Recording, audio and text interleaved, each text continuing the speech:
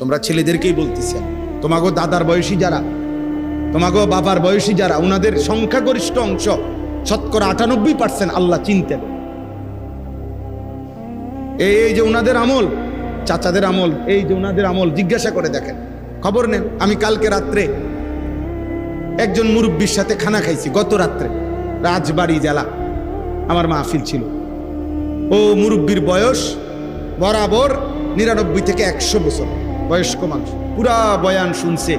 বয়ানের পরে ওনার ঘরেই খানা, উনি আমার সাথে বসছে, কথা বলছি অনেকক্ষণ। আমি ওনার কাছ থেকে সেই ব্রিটিশ পিরিয়ডের গল্প, স্বাধীনতার গল্প, অনেক কথা শুনলাম আর কেমনে।